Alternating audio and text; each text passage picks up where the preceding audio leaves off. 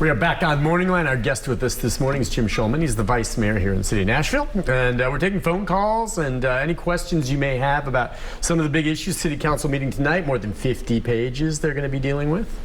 And by the way, Rick was good enough back there to confirm for us the numbers. You were pretty much right on the number of vaccinated in the city, right? So what, 56% that have had both, and a little over 60% that have at least had one. At least had one. So. Yeah.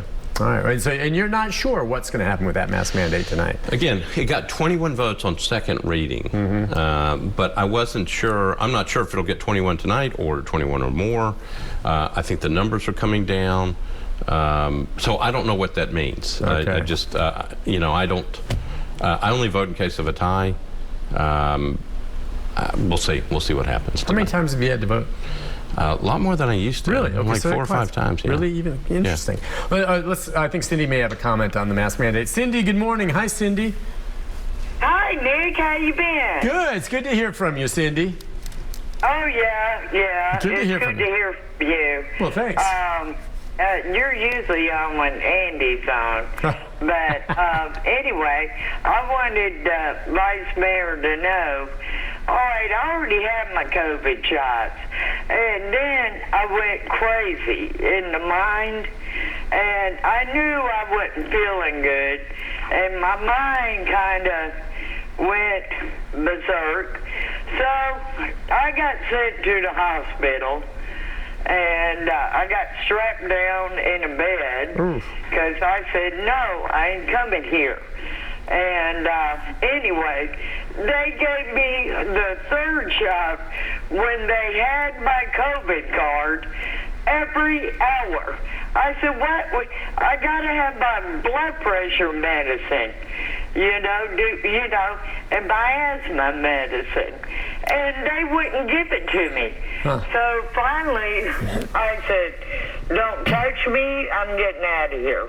And I escaped, and really nice, some Hispanics gave me a ride home, right?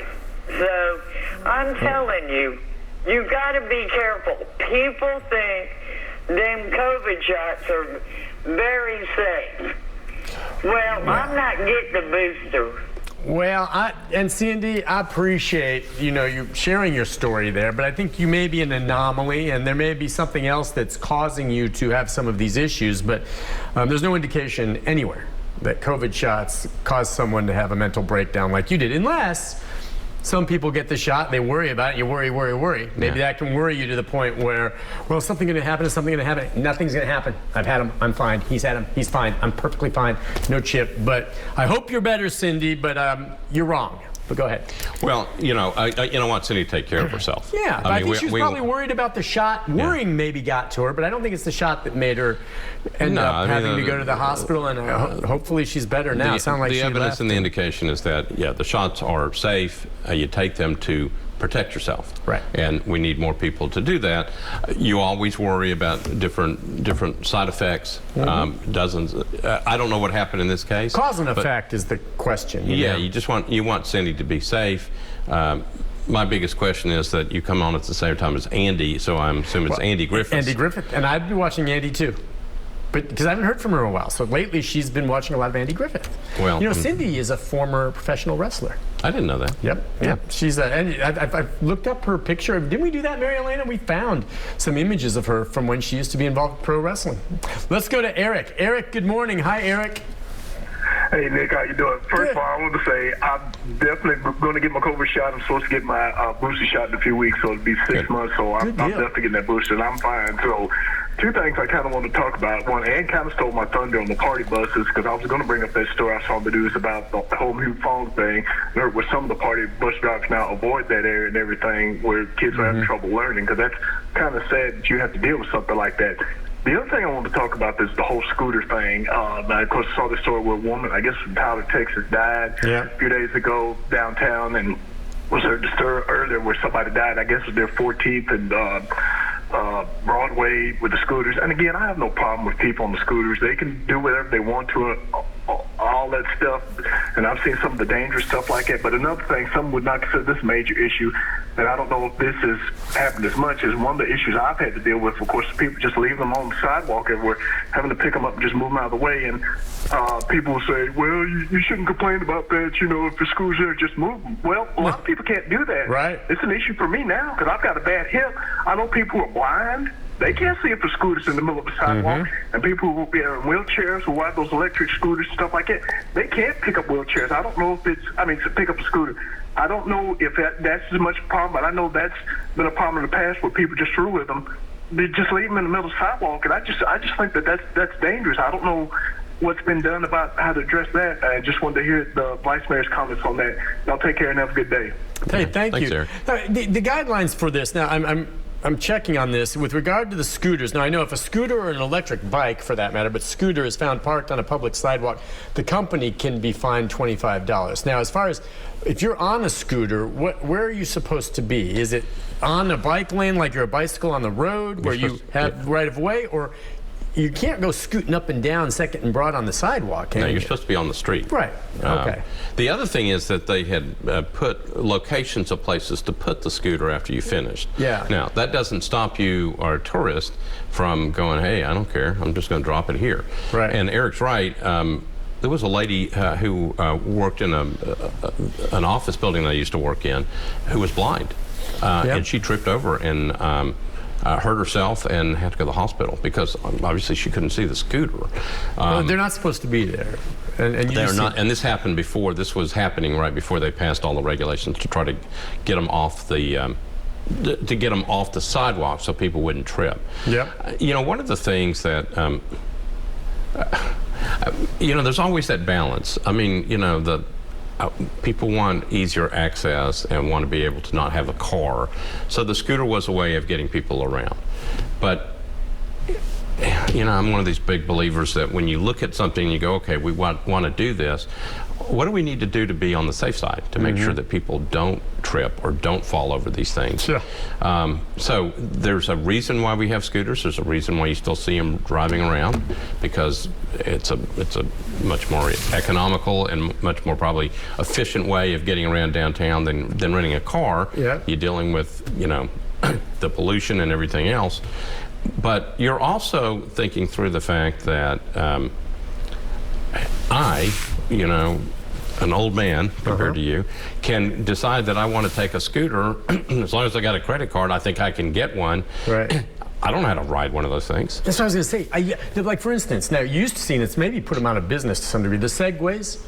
The stand-up ones. I particularly don't know how to ride that. Have you been on one of those before? You may have tried one, didn't you? I think I fell off. Okay, but when I see them, and they usually are part of guided tours, the Segways where you're kind of standing up and it's got a couple wheels, but they're always wearing helmets. Yeah. And you can tell clearly they've been given some training with whoever they're going out on the tour with, and they zip around town and whatever. I don't have any problem with them. But then I see the scooters, no one's ever wearing a helmet or knee pads or anything like that. And you're right. I mean, I can go out right now if I have my credit card to any street corner where there's a scooter, slap, and I'm on my way. Anyone can do that if you have a means to pay for it. And boy, I see people up there where sometimes they're pretty darn wobbly. And I think you're also supposed to stop and not ride through an intersection. At intersections, you're supposed to walk it through. I see them go shooting through, and I've seen a few get T-boned by cars because they don't stop. And it's just, there's no regs. Anyone can get on one of those. And it must be lucrative, or people wouldn't be providing all these scooters. People are using them. Well, I've seen people go right through the middle of an intersection. Yeah, just shoot right through. Right in the middle of it. Yep. On one of those things. And, you go, thank heavens they weren't hurt. Yeah. There are so many laws and restrictions and things that govern how we drive. Yeah. You're supposed to be paying attention. You're not supposed to be on your phone. You're not supposed to be. Everybody's got seatbelts on. You're not supposed to be drinking and driving. All these regulations that go with it. You want people focused on what they're doing. All these things have added an extra component to your driving. Yeah. And can impair your ability to get around. Because you're concentrating, you're trying to figure out whether to go through, when the light's going to turn green, when to stop. And to have these scooters flying around is a whole other thing. Now, some people could say, well, you also got bicycles. Well, yeah, we know that as well. Yeah. And then you have the transportainment, then you've got pedal taverns and people screaming, and again, you want people to concentrate on their driving ability. Yeah. Just got to make sure that you put in all the safety you can to make sure that we can all get along and not hurt one another. Scooters are just different because you're right. We do have those bikes. We even have those rental bikes that you can get, which is a neat way to get around town, get exercise on that. But most of us grew up riding bicycles, right? And so we know, and we're familiar with a bike. We know how to brake. We know how to stop. We've got the balance. Scooters are a different breed. I mean, some of us as kids maybe had scooters, but electric scooters, I sure didn't. And to get on there and get the throttle, it's just a lot more problematic than riding a bike, I think, for most people who try it but it looks like fun, and you're in Nashville, and you need to get across town. There's this scooter, and it's beautiful weather. Let's go for it. I understand that. I totally understand it. I don't know how we can get... but again, that's not going to be part of this issue tonight, is it? No, the issue tonight is about those party buses. Do you think it'll be brought up at all that there was another fatality, though, maybe? Or could there will with the scooters? Yeah, with the scooter, I mean. Since that just happened, I don't know under what pretense that would come up tonight. I'd like to say that sometimes we try to be proactive. Yeah. In that case, it'll be reactive. And the transportainment, this is more of a reactive because they're already here, they're already out there. I guess that's going back to my earlier point. It's like, before we do something major, and obviously businesses come in because it's profitable, right? And they come in. But it'd be nice to actually have some regulatory authority before you actually lay all this stuff out to say, okay, have we got everything basically in place so people don't get hurt, and we don't have 8,000 scooters lying all over the sidewalk that people can trip over. In this case tonight, what we're dealing with is those party buses. Yeah. And what can we do to make them safer? What can we do to make sure that we can all get around downtown? And that there's some type of regulatory aspect to it, so that we know the driver is safe. We know these things, precautions are being taken, and that you have to have a license to do this. All right, let's go to James. James, good morning. Hi, James. I got a good one for you, brother. Why don't we go to the point of saying, all right, if you don't want to do this with the scooter, we'll fine you. The individual, not the company. Make a docking station, make them put it in the docking station, and fine them if they don't. And the other stuff with COVID, tell them, look, if you want a discount from our establishment, you have to have your COVID shots. Well, I mean, any private business could conceivably do that and have a mandate privately, say, look, you show us your shot and we'll give you a half price on your meal or something like that. Now, I don't know about docking stations. You mean to make sure they're going where they're supposed to go.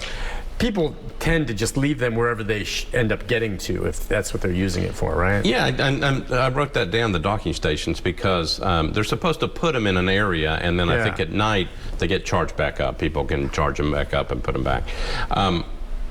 It's sort of like, you know how you can rent the bicycle? Yeah. The B-cycle, I think is what they're called. But I don't think you just drop them wherever you... Yeah, I think you're supposed to go to other location and you can just push it in there. And you push them back in. So could you do the same thing with scooters? Well, I think that's what he's talking about, which is not necessarily a bad idea, so people just don't drop them off. He was also talking about finding the individuals. Again, I haven't ridden a scooter, but if I just drop it off, if I'm riding one and I know I'm supposed to put it back in this certain area, not supposed to leave it on the sidewalk, and I just drop it off, they've got my credit card. I don't know if the individual gets the fine instead of the company. Oh, yeah. So that I don't know. So it's a good point by James. The other thing, I mean, he had a series of good ideas. I mean, you talk about how to get more people vaccinated. And I don't think we've gotten to this point in this city yet, and we may never get to this point. But I know that you have to show proof of vaccination or a negative test to get into certain things. I think even Bridgestone is doing that. Maybe Bridgestone. I know the Titans aren't, but... So at some point, people are going to go, you know what, in order to be able to get to some events, I have got to do something. I've got to take this step. And that may be what eventually gets those numbers higher. Yeah. Because eventually... incentive to do it. Well, a lot of businesses are mandating it, of course, now, right? If you want future employment here, you have to go do it. Look, I mean, we look back over the history of this country. We've had situations like polio and other stuff where there were fighting. I think there were fights back then. There always have been. Always fights on these things. But look at what we were able to do with that vaccine. And same type of thing here. We have got to get through this. And the faster we can get more people vaccinated, the closer we are to being back to more of the way we were before. You're right. I've gone back and looked for history because it just boggles my mind so much to see some of the people's attitudes. How can you possibly think? You know, it's not. And you go back and the Black Plague and the Spanish flu and all this, there have always been issues with people saying, I don't want to get the shot. They always have. And there's always been issues with a bunch of people dying because they don't. And eventually the light bulb goes on and things fade. But it takes a while. But this is no different than in the past. Well, except we have social media that helps spread lies a lot more than back then. So that makes it more difficult. We got to take a quick break. We'll be back with more of your phone calls right after this.